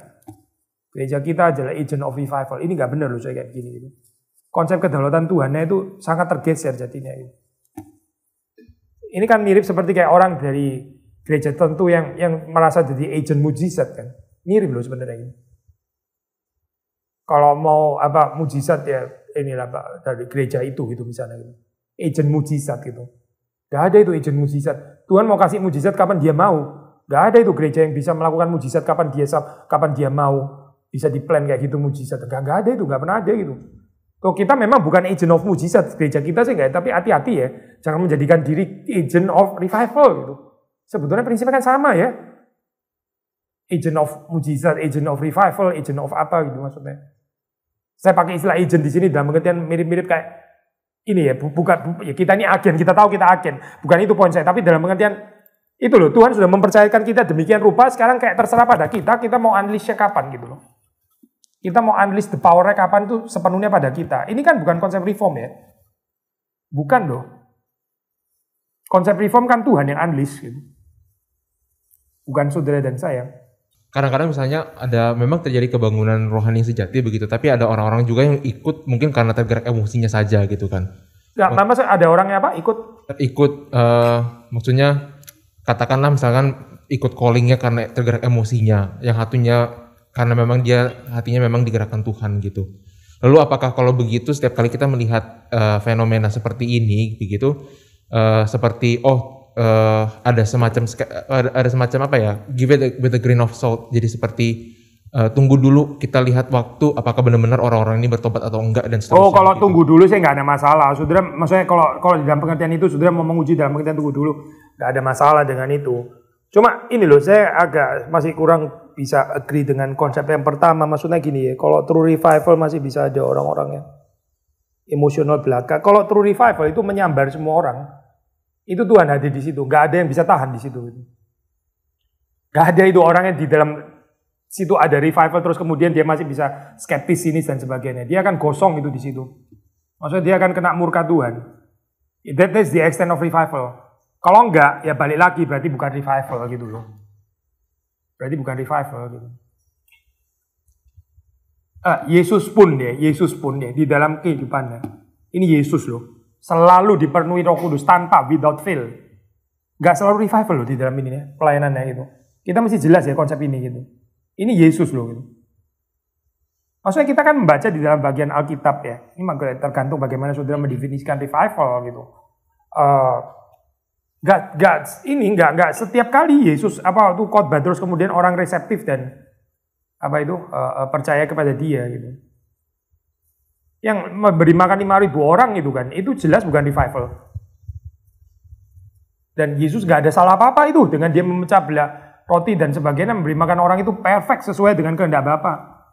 Gak ada yang salah sama sekali dengan Yesus, tapi itu bukan revival kan? Maksudnya setelah itu sebagian besar meninggalkan dia gitu. Nah itu kalau kita call it revival juga, ya kita bermasalah gitu maksudnya. Simply karena ada ribuan orang yang datang gitu misalnya. Lah mana gitu loh, maksudnya ini apa? Dan ini nothing to do dengan ini ya, nothing to do dengan Tuhan berkenan kepada pengkorbanannya atau enggak, nothing to do itu. Ya bisa nggak berkenan juga, memang bisa, tapi juga bisa sangat berkenan, and yet still not revival gitu. Ya jadi kita mesti ini sih, mesti pelajari lagi ya, tanda revival itu apa gitu. Saya di pertemuan yang pertama kan kita pernah bilang ya ada apa di satu kampus morning chapel yang jam 7 kalau nggak salah ya mulainya gitu, jam 7 atau jam 9 lupa gitu. 1 jam harusnya selesai. Tapi karena ada revival, itu jalan terus sampai jam 7 malam gitu. Dan orang nggak bergerak dari sana gitu. Bukan pingsan-pingsan ya maksudnya, bukan gitu. Tapi orang memuji Tuhan, menceritakan firman Tuhan, kesaksian, cerita pertobatan, dan that is revival. Itu revival itu kayak gitu. Dan sekarang kan, ini bukan menghina ya, bukan menghina. Tapi sekarang kan banyak, orang bisa bikin doa semalam suntuk, bisa aja. Kita juga bisa bikin kayak gitu. Tapi nggak tentu revival kan gitu. Itu doa semalam suntuk yang kita rencanakan gitu. Saya bukan bilang itu rabis loh, maksudnya nggak perlu judgmental juga bilang ini pelagian lah men, nggak harus, bisa juga tulus maksudnya itu ya. Boleh kita melakukan doa semalam suntuk dengan tulus, boleh juga gitu. Tapi kita nggak bisa bilang terus karena kita berhasil, let's say ya ini berhasil aja sudah salah kalimatnya, berhasil bertahan sampai jam 5 pagi gitu, misalnya kita start dari jam 10 malam misalnya ya. Terus setelah kita berhasil nih nggak tidur loh, bener loh kuat loh ternyata ya sampai jam 5 pagi. Terus kita call it ini revival. Itu nggak tentu revival. Ya itu cuma berdoa semalam suntuk namanya gitu. Karena kalau apa-apa kita bilang revival, ntar doa panjangan sedikit revival. Ntar ada ini revival, KKR regional revival. Ini kita bermasalah loh konsep tentang revival gitu. Pak Billy, selamat malam. Ini saya dengar dari satu kesaksian gereja dan juga ada literatur yang saya baca juga bahwa kan kalau revival itu satu momen ya, dan kemudian biasanya setelah itu tuh bisa juga diikuti dengan spiritual backsliding. Yang saya mau tanya, itu sesuatu yang memang naturally karena ya secara kebangunan kan dari naik ke atas naturally turun gitu ya, atau sebenarnya ada dosa itu konsep keliru. Kalau true revival ya bukan backsliding lah gitu, maksudnya Tuhan nggak mungkin dia bekerja kayak gitu. Setelah fase revivalnya selesai itu gimana Pak? Setelah fase revivalnya selesai ya sudah, Tuhan sudah pernah membangkitkan orang, itu kan juga harus bertanggung jawab memelihara api yang terus terjaga gitu. Tapi maksudnya gini loh, itu kalau dianggap seperti kayak momen kejutan gitu ya maksudnya ya. Kejutan high voltage terus habis itu terus kendor lagi dan sebagainya. Itu sendiri juga gak cocok ya sama konsep pekerjaan Tuhan gitu. Masa Tuhan kayak gitu sih cara kerjanya gitu. Mengangkat orang tiba-tiba haleluya haleluya terus kemudian dalam 2 minggu dia berzina gitu maksudnya. Kan gimana ya menjelaskan itu? Bahwa di revival ada pekerjaan setan, itu betul gitu. Itu bisa ada pekerjaan setan gitu ya. Maksudnya terus kemudian ada orang-orang yang memang nggak pernah belong to that revival. Memang nggak pernah take part to that revival gitu. Terus kelihatan seperti kayak backsliding. Itu namanya winnowing season gitu. Musim penyaringan gitu maksudnya. Yang disaringnya memang nggak pernah berbahagia. Maksudnya di dalam doktrin reform nggak ada konsep murtad kan. Kita nggak percaya itu kan gitu. Lagi pula kalau pekerjaan Tuhan, terus kemudian Tuhan kerja kayak separuh jalan kayak gitu. Terus kemudian dia balikin lagi gitu. Gak ada dukungan Alkitabnya loh kayak gitu. Ya ada dukungan Alkitabnya itu Tuhan menyelesaikan apa yang dia rencanakan itu ada gitu. Tuhan sanggup memeliharakan apa yang dia mulai. Tuhan kalau kerja selalu ada buntutnya. Terus kalau pekerjaan Tuhan itu gagal gara-gara kita nggak bisa diterima itu konsep backsliding itu. Maksudnya itu bukan backsliding gini loh. Orang waktu di dalam revival ya mengalami revival terus kemudian Tuhan membakar pada saat itu. Setelah itu terus kemudian revivalnya selesai. Ya sudah, dia melanjutkan di dalam pekerjaan yang biasa itu lagi. The day of small things. The day of small things itu bukan backsliding ya gitu maksudnya. Saya ambil contoh gini deh. Orang mau ini contoh ya. Orang waktu mengalami revival, mengalami revival, dia bisa benar-benar terbakar hatinya. Dia nggak pernah memikirkan suku yang terabaikan. Tiba-tiba dia bisa memikirkan suku terabaikan. Lalu di dalam revival itu terus dia jadi jelas sekali dia mesti jadi misionari menerjemahkan kitab suci ke dalam bahasa tertentu. Waktu revival selesai, pekerjaan menerbangkan kitab suci, itu resek loh kerjaan itu loh. Nah, apa sih? Orang bisa nggak ya menggebu-gebu menerjemahkan Alkitab? Nangkap saya maksud apa gitu? Ini mulai masuk ke the day of small things, itu bukan backsliding loh, sama sekali bukan backsliding. Atau kerjanya apa? Dokter gitu ya? Kamu dokter kan ya? Ya, misalnya kamu tergerak pergi ke satu pulau, ini contoh satu pulau. Terus kemudian Tuhan kirim orang sakit-sakit, itu kamu mesti ngobatin satu-satu kan? Itu kan lumayan rese ya kerjaan kayak gitu ya. Itu bisa sih nggak ngerjain kerjaan kayak gitu tuh in high voltage, bersihin mayat dan sebagainya in high voltage gitu maksudnya. Rada unlikely kan ya. Ini kan pekerjaan rutin kan ya. Tapi kamu mengerjakannya dengan pekerjaan kekuatan dari Tuhan gitu. Is that backsliding gitu maksudnya? Karena kamu nggak keluar air mata gitu maksudnya. Nggak pasti poin saya. Waktu orang revival kan bisa keluar air mata, bisa sampai pukul-pukul dadanya dan sebagainya. Bisa sangat menyesal dan bisa bertobat dan bisa dengan sukacita yang so high gitu kan ya. Waktu ngurusin mayat, waktu itu nggak terjadi, is that backsliding gitu?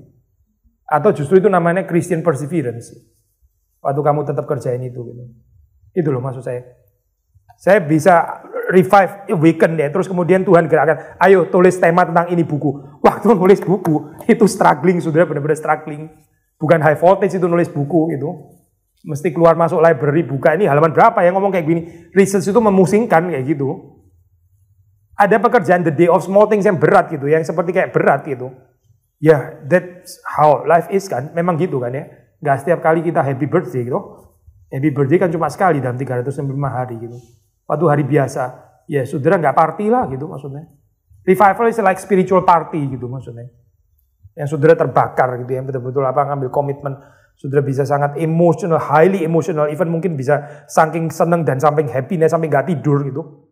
Memuji Tuhan selama 3-4 jam gitu, itu bisa kayak gitu. Tapi waktu menerjemahkan Alkitab, saudara nggak bisa menyanyi 3-4 jam ya. Nggak beres itu terjemahan Alkitabnya. You harus nggak boleh nyanyi, lu harus buka kamus, buka ini, buka culture, buka apa. Dan ini kerjaan kayak gini, kerjaan the day of small things gitu. Yang tetap harus jalan gitu.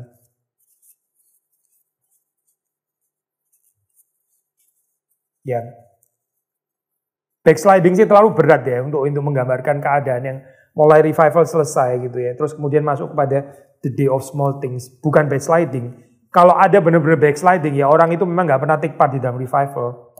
Makanya ini backsliding. Memang nggak pernah berbagian anyway kok. Kalau bicara lain generasi itu lain lagi ya gitu. Maksudnya itu nggak bisa dikait-kaitin kan ya. Misalnya kayak sekarang di Eropa. Kita nggak bisa bilang Tuhan bikin revival di zaman sekarang backsliding loh. Lah ini sudah berapa generasi ya?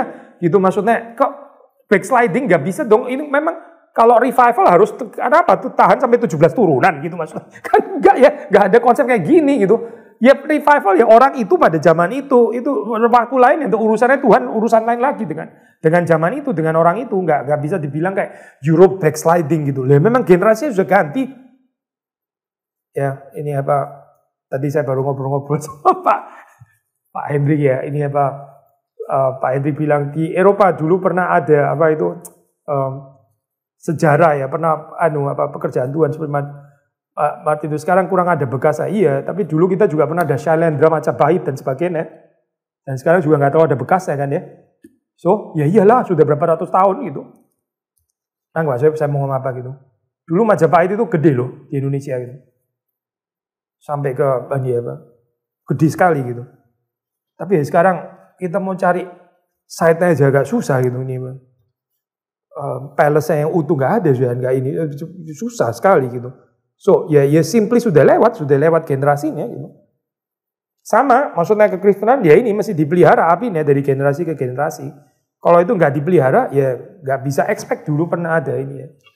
Pernah ada siapa? Pendeta Stephen Tong gitu maksudnya. Terus harus jalan terus. Pernah ada Luther, pernah ada Calvin, pernah ada Paulus, pernah ada Yohanes. Ya. Gak tepat juga maksud saya kalau pakai istilah backsliding untuk itu. Karena itu simply different generation. Maksudnya generasi yang pernah mengalami revival gak mengalami backsliding. Tadi Pak Bidi ngomongin tentang bagaimana ada juga such thing as sleeping Christians. Dan tadi juga senang ngomongin tentang kita persevering in the day of small things. Bagaimana kita bisa peka saat kita sudah tertidur di dalam kehidupan kekristenan kita dalam sehari-hari gitu. Iya, kita ini loh memang sih untuk menyadari ketiduran sendiri itu perlu ini ya, perlu ada awakening gitu kan. Rumitnya kan di situ gitu kan ya. Wah, at least ada orang lain yang waking, dia menyadarkan bahwa lu ini sleeping gitu kan ya. Kalau kita nggak bisa sadar sendiri, orang lain mesti menyadarkan kita gitu. Salah satunya gambarannya ini, kalau tadi kan saya sebutkan contoh itu ya, kekristenan nggak profetik, itu sleeping gitu. Kekristenan nggak ada lagi teguran, nggak berani menegur dosa. Kalau di zamannya Karl Barth, kan itu contohnya German Christians pada saat itu ya, yang Sieg Heil ini sama Hitler dan sebagainya gitu. Ya itu sleeping Christianity. Jelas konteksnya Barth mikirin ke sana lah. Di dalam sepanjang zaman ada kecenderungan kayak gitu. Orang saudara nggak dengar lagi ini khotbah yang berani menegur dosa gitu. Lunak sekali khotbahnya gitu. Maksudnya ini nggak ada peneguran dosa gitu. Kehilangan profetik itu satu hal. Dua yang juga bisa sangat jelas lukewarm gitu. Maksudnya ini kekristenan lukewarm. Kalau kita mau baca ya itulah kitab Wahyu ya. Kitab Wahyu itu kan ada surat kepada 7 jemaat. Itu kan ada yang digambarkan seperti kayak gitu.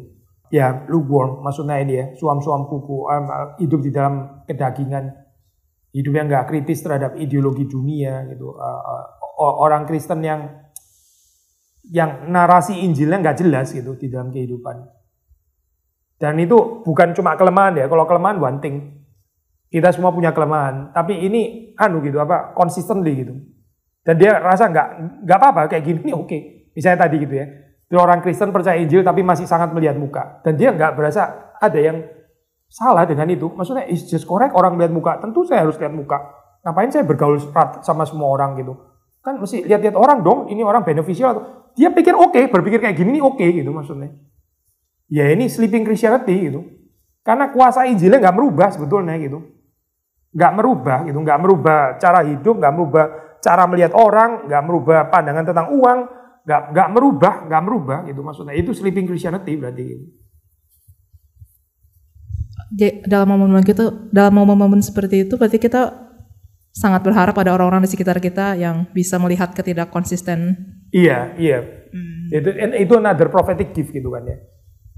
Maksudnya untuk melihat ini kan, maksudnya keadaan yang itu ya nggak harus hamba Tuhan. Saudara sebagai jemaat awam juga bisa, maksudnya nggak harus khotbah juga gitu. Kalau Tuhan minta khotbah ya khotbah, nggak apa-apa. Menegur secara verbal maksud saya. Tapi kita bisa mulai dengan doa gitu kan. Mari kita berdoa.